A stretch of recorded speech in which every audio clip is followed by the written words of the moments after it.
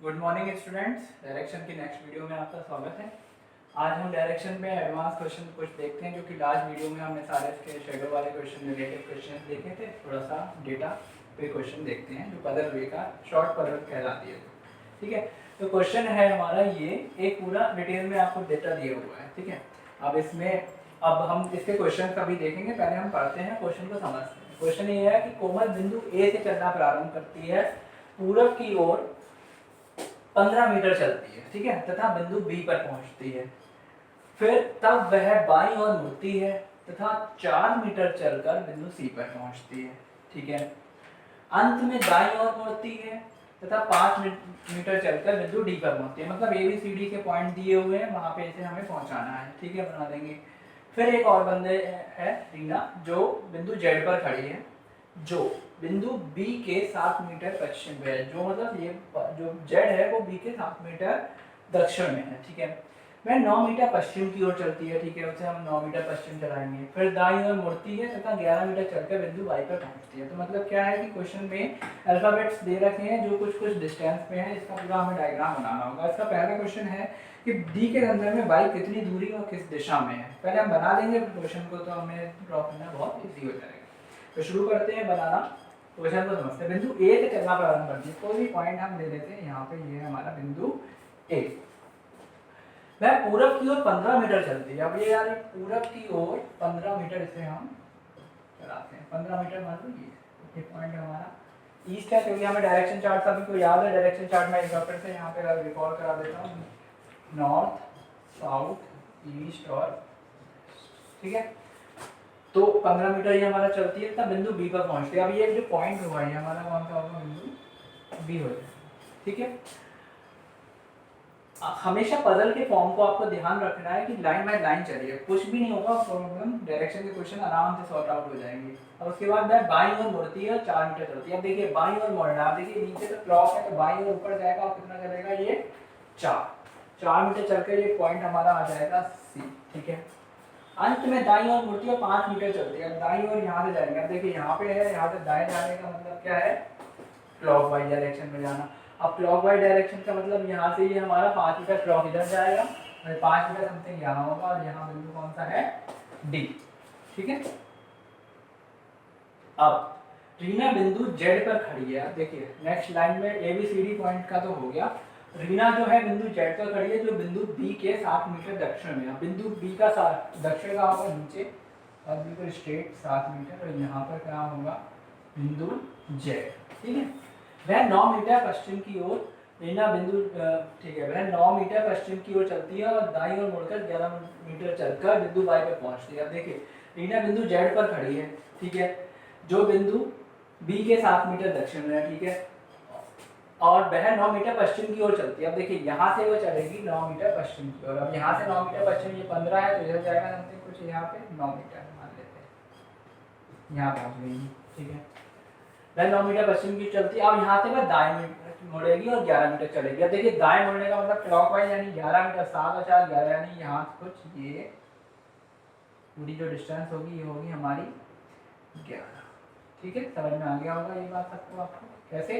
ये 9 है, ये 15, यानी ये डिस्टेंस हमारी कितनी होगी? 6, और ये हमारी कितनी होगी? पूरी 9, क्योंकि ये 9 है, ये 9 होगी, ये टोटल 15 है, तो ये हो गई हमारी 6। ठीक है, तो यानी अगर हम देखें तो ये डिस्टेंस हमारी कितनी हो जाएगी? ये भी हमारी हो जाएगी पूरी 9। ठीक है, तो 11 मीटर चलकर बिंदु वाई पर पहुंचे। ये पॉइंट हमारा कौन सा हो गया? वाई। ठीक है, अब पहला क्वेश्चन कह रहा है कि डी के संदर्भ में, अभी पूरा हमारा चार्ट बन चुका है, क्योंकि ये वाई पॉइंट हमारा पूरा फिक्स हो गया है। ठीक है, अब हम देखते हैं बिंदु डी के संदर्भ में वाई कितनी दूरी और किस दिशा में है। ये डी है, ये वाई है। दूरी की बात करेंगे तो दूरी देखिए 9 ये 5 ये, टोटल डिस्टेंस हमारी कितनी हो गई इसकी? 40। ये डिस्टेंस हमारी आ गई 14 मीटर। ठीक है, अब डी के संदर्भ में वाई कितनी दूरी और किस दिशा में? अब दिशा कौन सी होगी? डी के संदर्भ की बात हो रही है और वाई जाना है, तो ये आंसर पहला हो गया 14 मीटर वेस्ट। ठीक, क्लियर हो गया?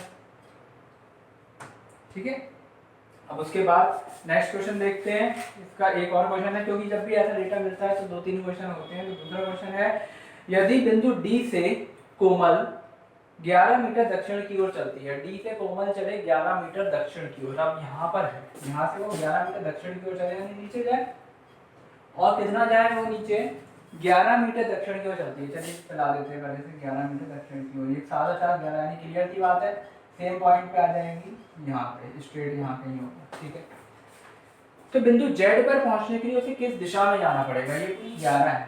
ठीक है, अब जेड ये पॉइंट है, ये स्ट्रेट लाइन होगी, तो ये वही डिस्टेंस होगी जो ये डिस्टेंस है, यानी ये होगी हमारी 5। लेकिन उन्होंने तो दिशा पूछी है, दिशा स्ट्रेट लाइन है, यानी ये दिशा कौन सी है? वेस्ट। दूसरा क्वेश्चन का आंसर हमारा क्या हो गया? वेस्ट। समझ में आया आपको? दूसरे क्वेश्चन में भी कि हमने डायरेक्टली 5 निकालना था क्योंकि ये 11 था। अब एक क्वेश्चन और है, जो तीसरा क्वेश्चन है वो ये कह रहे हैं कि सी के संदर्भ में ए किस दिशा में होगा। अब सी देखिए, सी कहाँ पर है? ये पॉइंट है। ए कहाँ पर है? ये पॉइंट है। अब अगर हम इस दिशा की बात करेंगे तो वही रिलेटिव डायरेक्शन से हम इसका चार्ट बना देंगे, ऊपर नॉर्थ, नीचे साउथ, इधर ईस्ट, इधर वेस्ट। तो ये डायरेक्शन कौन सी होगी हमारी? South west. तो तीसरे का आंसर हो गया साउथ वेस्ट। सी के संदर्भ में ए साउथ वेस्ट में होगा, ए के संदर्भ में सी नॉर्थ ईस्ट में होगा। ठीक है, समझ में आया? एक बार फिर से देख लेते हैं पूरा डिटेल।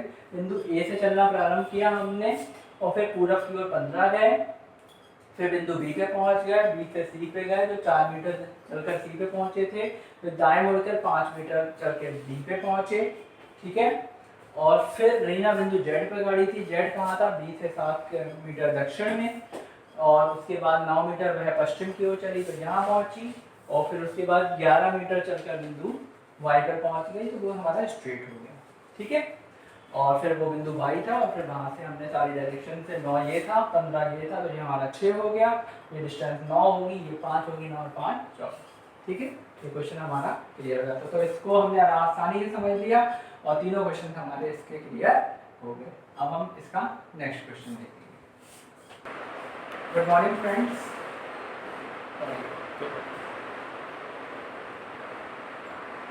चलिए नेक्स्ट क्वेश्चन देखते हैं। ये भी एक छोटा सा पजल फॉर्म से क्वेश्चन है, जिसमें आपको कुछ डिटेल्स दी हुई है। देखिए क्वेश्चन है, बिंदु यू बिंदु डी के 3 मीटर पूरब में है। ठीक है, बिंदु आर बिंदु बी के 2 मीटर दक्षिण में है। ठीक है, बिंदु आर बिंदु एस के 7 मीटर उत्तर में है। मतलब क्वेश्चन वही, लैंग्वेज वही है कि डायरेक्शन के ऊपर, चार्ट के ऊपर क्वेश्चन है, बना लेंगे। ठीक है, बिंदु एस तथा एम के बीच बिंदु के है। ठीक है, बिंदु S से बिंदु M पूरब की ओर में है। ठीक है, बिंदु K बिंदु M से 3 मीटर की दूरी पर है। ठीक है, बिंदु Y बिंदु M से 4 मीटर दक्षिण में है। ठीक, चलिए ये तो हो गया हमारा डिटेल। अब हम इसका क्वेश्चन देखते हैं। पहला क्वेश्चन है, बिंदु R के संदर्भ में बिंदु M किस दिशा में? चलिए पहले सबसे पहले तो मुझे इसका पूरा डायग्राम ड्रॉ करना पड़ेगा, जो हम डायग्राम को समझते हैं कैसा बनेगा। देखते हैं, बिंदु U बिंदु D के 3 मीटर पूरब में है। देखिए D के 3 मीटर पूरब में है, तो हम D से शुरू करेंगे। D ये हो गया, इसके 3 मीटर पूरब में होगा हमारा बिंदु U। ठीक है, यहाँ हमने बना। ठीक है, समझ में आया? क्योंकि पूरा हमें डायरेक्शन चार्ट से पता ही है कि इधर हम लेते हैं, तो D और U हमारा यहाँ। ठीक है, बिंदु R बिंदु B के 2 मीटर दक्षिण में है। बिंदु R जो है बिंदु B के 2 मीटर दक्षिण में। देखिए B अभी D और U से कोई लिंक नहीं है, उसे अलग रखिए, जब लिंक होगा हम उसे कराएंगे। अभी वो कह रहे हैं बिंदु R बिंदु B के 2 मीटर दक्षिण में, तो B का 2 मीटर दक्षिण यानी नीचे जाएंगे, तो R कहाँ हो गया कुछ। ठीक है, बिंदु R बिंदु S के 7 मीटर उत्तर में। बिंदु S के 7 मीटर उत्तर में कौन है? R। यानी अब देखिए S के 7 मीटर उत्तर में, तो S नीचे होगा, S का 7 मीटर उत्तर ऊपर होगा, तो R हमारा यहाँ पर आएगा। ठीक है, ठीक। अब बिंदु S तथा M के बीच बिंदु K है। अब हमें ये तो पता नहीं है कि M है कहाँ, लेकिन इन्होंने क्लियर कर दिया नेक्स्ट पॉइंट में, बिंदु S से M बिंदु M पूरब में है। S से M बिंदु पूरब में है। ठीक है, कितनी दूरी पर है ये नहीं दिया है, इन्होंने ये दिया है कि इसके बीच में कोई बिंदु है K। S से M बिंदु S से बिंदु M पूरब में है। ठीक है, और इसके बीच में जो है बिंदु K है। चलिए ठीक, बिंदु Y बिंदु M से 4 मीटर दक्षिण में है। जो बिंदु Y है बिंदु M से 4 मीटर दक्षिण में, बिंदु Y बिंदु M से 4 मीटर दक्षिण में है, यानी अब जो होगा ये हमारा कुछ 4 यहाँ।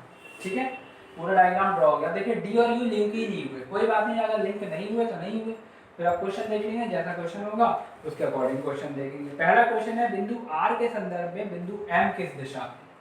अब देखिए बहुत अच्छा क्वेश्चन आ गया। R के संदर्भ में M किस दिशा में है, तो R ये है, M ये है, दोनों का लिंकअप हो चुका है। तो R के संदर्भ में जो M की दिशा हो जाएगी, अब देखिए कौन सी होगी। ये यहाँ डायरेक्शन चार्ट ड्रॉ करते हैं, इधर हमारा ईस्ट है, इधर हमारा साउथ है, तो ये डायरेक्शन हमारी कौन सी हो गई, साउथ ईस्ट। पहले का आंसर हो गया दक्षिण पूर्व।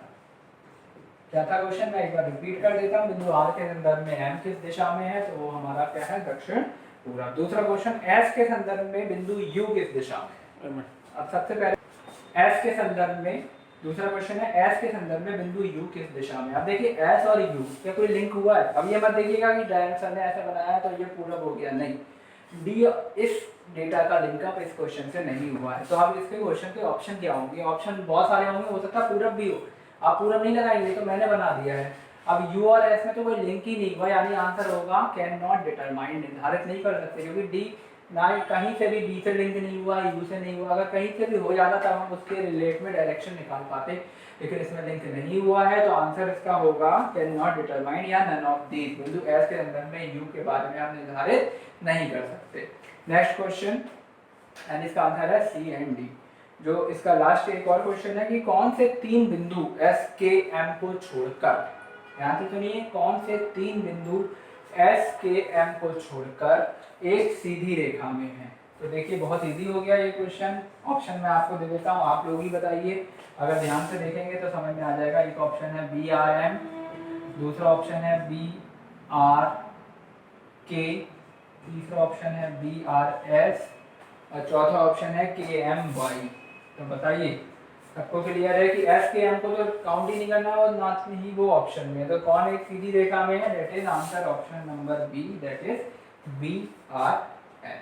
ठीक है, सबको समझ में आ गया होगा आसानी से। यानी कहने का मतलब था कि कभी कभी डेटा अलग से भी दिया होता है जो लिंकअप नहीं होता है, उसे लिंक करने की कोई जरूरत नहीं है। उसके अकॉर्डिंग अगर क्वेश्चन बन रहा है तो आंसर सी एंड डी हो जाएगा, नहीं बन रहा है तो कोई बात नहीं है। तो पजल फॉर्म में डेटा आपको इतना मिलता है, आपको घबराना नहीं होता है ज़्यादा बड़ा डेटा देख के। तो ये वीडियो को आप जब भी देखें तो आप ये चीज़ एनालाइज करें कि ये डेटा को बनाया कैसे जा रहा है। बनाने का मतलब क्या है कि लाइन बाय लाइन चलिए और क्वेश्चन को ड्रॉ करते चलिए, कोई दिक्कत नहीं होगी पजल फॉर्म में। इस वीडियोस को जितना आप समझ सकते हैं और कोई भी डाउट हो तो आप कमेंट सेक्शन में ज़रूर पूछिए। मैंने जितने भी अभी डायरेक्शन के बाद 2 वीडियोस दिए हैं उसको भी देखिए, उसमें भी अगर कोई प्रॉब्लम लगे, क्वेश्चन नहीं आए, कमेंट बॉक्स में कमेंट कीजिए। अच्छे से समझ में आए तो लाइक कीजिए, सब्सक्राइब कीजिए और चैनल को शेयर भी कीजिए। ठीक है, तो आज की वीडियो में इतना ही रखते हैं। डायरेक्शन में जितना भी समझाया है, कोई भी अलग से भी क्वेश्चन हो आप मुझसे पर्सनली व्हाट्सएप पे या स्टडी बेस पे चैनल पे कमेंट कर सकते हैं। ठीक है, थैंक यू।